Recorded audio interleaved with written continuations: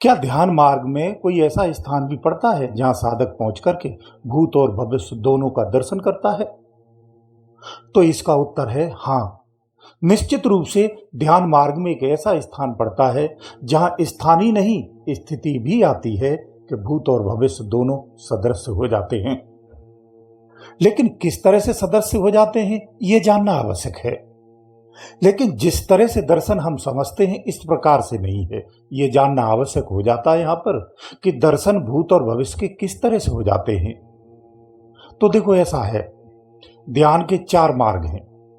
चारों मार्गों की अगर बात करूं तो इसमें 3 मार्ग ऐसे हैं जिसमें आत्म जागृति से पहले भूत और भविष्य के आभास होने लगते हैं या दर्शन हो जाते हैं। लेकिन चौथा एक ऐसा मार्ग है, उस मार्ग में आत्म अनुभूति के उपरांत ही भूत और भविष्य के दर्शन होते हैं। जो साधक इन चारों मार्गों की जहां अंतिम स्थिति है, जहां ये चारों मार्ग जाकर के एक हो जाते हैं, जो साधक उस स्थान पर पहुंच जाता है तो वो इन चारों मार्गों की स्थिति को स्पष्ट जान जाता है, वो चाहे किसी एक ही मार्ग से क्यों न गया हो। वैसे साधक एक ही मार्ग से जाता है, लेकिन जब अंतिम लक्ष्य पर पहुंचता है तो चारों मार्गों का ज्ञान स्पष्ट हो जाता है और फिर वापस से अन्य मार्गों का भी वो उपयोग करता है, सदुपयोग करता है। साधना करने वाले जितने भी साधक हैं वो ध्यान से सुने। भूत और भविष्य का दर्शन इस तरह से नहीं है जिस तरह से हम उसे जानते या समझते हैं। तो देखो ऐसा है, आत्म दर्शन से पहले जो भूत और भविष्य का हमें ज्ञान होता है वो इस तरह से होता है कि जितना वर्तमान में खर्च होना है सिर्फ उतना ही हमें दर्शन होता है। यानी जैसे किसी पर्दे पर कुछ लिखा हुआ होता है तो उसमें चाहे 10 साल का, 20 साल का, 50 वर्ष का या एक जन्म का या एक दिन का भी हो सकता है, सिर्फ उतना ही दर्शन होता है। लेकिन तुम्हारा प्रारब्ध तो इतना है, इतना है, इतना है, असंख्य जन्मों का है, तो वो सारा सदृश नहीं होता है। जिनकी तीसरी आंख भी खुली हुई है उनके लिए भी संपूर्ण विस्तार सदृश नहीं होता है। वो इसलिए नहीं होता है क्योंकि जो स्क्रीन पर है वही दिखता है। किसी की बड़ी स्क्रीन तो ज्यादा दिखता है, किसी की और बड़ी स्क्रीन तो और ज्यादा दिख जाता है, लेकिन संपूर्ण नहीं दिखता है, संपूर्ण दृश्यात्मक नहीं होता है। आपका अनंत जो प्रारब्ध है वो इस तरह से है जैसे मेमोरी कार्ड में एक डेटा भरा हुआ होता है। वो स्क्रीन पर जितना सदृश होता है सिर्फ उतना ही दिखता है।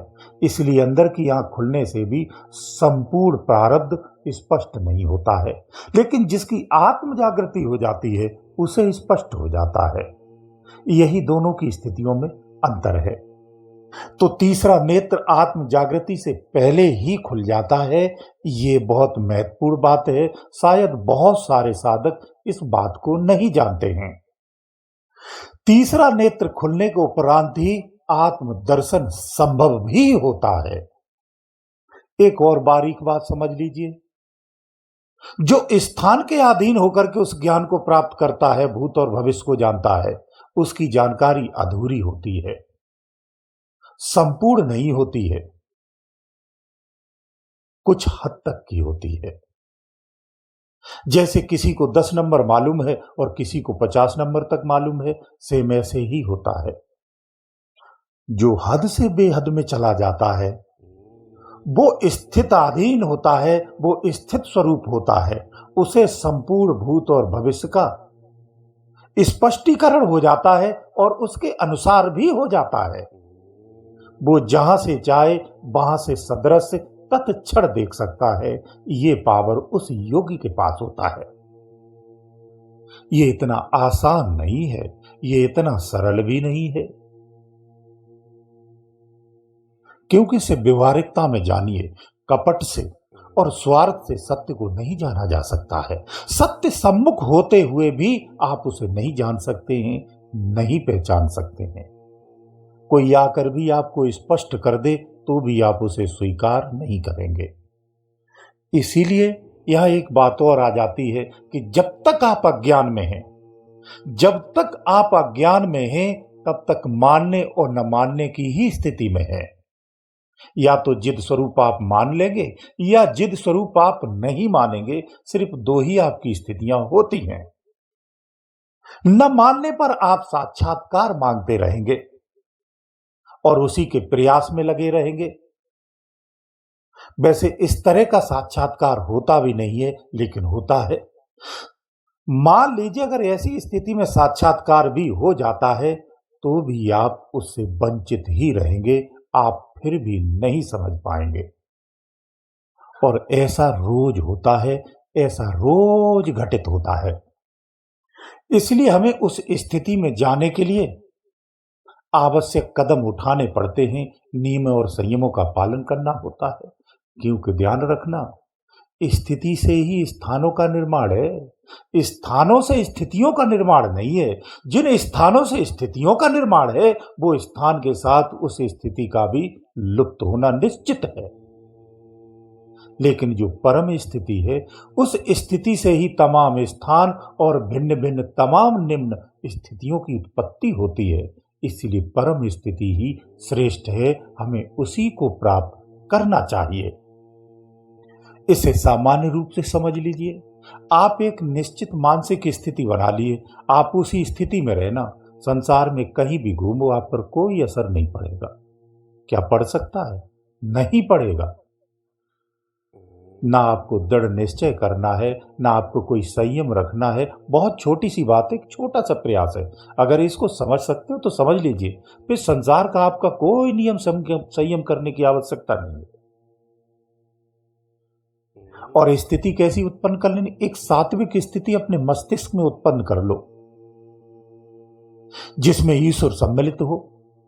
आपको कर्मों के मार्ग पर जा ही नहीं सकते हैं, ये अटल सत्य है।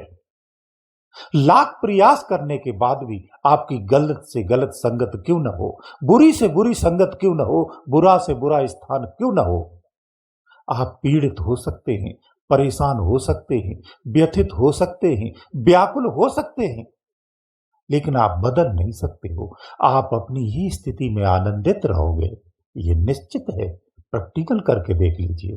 तो इसीलिए हमें अपनी स्थिति में रहना सीखो। हमें अपनी स्थिति में ही रहना चाहिए। तो जो निम्न रूप से अपनी स्थिति को प्राप्त कर लेता है या उत्पन्न कर लेता है, वही परम स्थिति को भी प्राप्त कर जाता है, क्योंकि यहीं से उसका मार्ग खुल जाता है और सारी संभावनाएं उसके साथ जुड़ जाती हैं। जिसका परिणाम यह है कि प्रारंभ में ही, शुरुआत में ही उसे तरह तरह से कई रूपों में शक्तिपात होने लगते हैं। और शक्तिपात ऐसे होते हैं कि उसे दिव्य बना देते हैं। जड़त्व में ही दिव्य बना देते, वो दिव्य का आभास करा देते हैं। यानी उसकी स्थिति को मजबूत कर देते हैं, दिव्य कर देते हैं, पावरफुल कर देते हैं। इसी घटना को समझ लीजिए। आप बहुत भ्रमित होते हैं इधर उधर की बातों से। इसी घटना को ब्रह्मांड की अनुकूलता कहते हैं, ब्रह्मांड से जुड़ना कहते हैं, ब्रह्मांडीय शक्तियों की सहयोगी होना या उनकी सहायता कहते हैं। वो आपके अनुकूल हो जाती। ऐसी स्थिति में आप संसार के किसी भी मलिन से मलिन स्थान पर क्यों न रहना, आपकी बुद्धि पर, आपके मस्तिष्क पर, यानी आपकी आंतरिक स्थिति पर कोई फर्क नहीं पड़ना है। सच मानिए, अगर ऐसा आप करने में सफल हो गए, ये आसान है, आप कर सकते हैं, बहुत आसान है। ध्यान साधनाएं गहरी नहीं होती तो यही करिए। एक कर्मकांडी ग्रस्त जीवन में ये सब चीजें बहुत आसान होती हैं, की जा सकती हैं। इस प्रयास में सफलताओं को उपरांत स्थित प्रज्ञ हो जाओगे, ये यथार्थ है। और इस स्थिति में जो दैनिक आप कार्य करेंगे, जो संसार को जीने के लिए जो कार्य करेंगे, ये सारे कार्य आपके परमार्थी हो जाएंगे। सारे कार्य परमार्थ की पूंजी को संग्रह करने लगेंगे और यही कर्म आपको सत्कर्म की परिभाषा में आएंगे। यही कर्म आपको मुक्त के मार्ग पर ले जाने लगेंगे, मुक्त का मार्ग खोल देते हैं। इसी को गीता के अनुसार निष्काम कर्म भी कह सकते हैं। और निष्काम कर्म ही मुक्ति का मार्ग है, ये आप सभी जानते हैं। तो इस तरह से आप निष्कामी बन सकते हैं। यकीन मानिए, अगर इस स्थिति में आप जरा सा भी ठहरने लगेंगे तो यहां भी आत्म अनुभूतियां होने लगती हैं। ये बहुत गहरी अनुभव है, इन्हें आपको समझना चाहिए। इस प्रकार से आप अनुभूति हर क्षण कर सकते हैं, जहां बिना देखे भूत और भविष्य दोनों की आहट प्राप्त होने लगती है। तो हमें आज से ही अपने आप को बदलना चाहिए और आज से ही प्रयास करना चाहिए। गुरुदेव दयालु।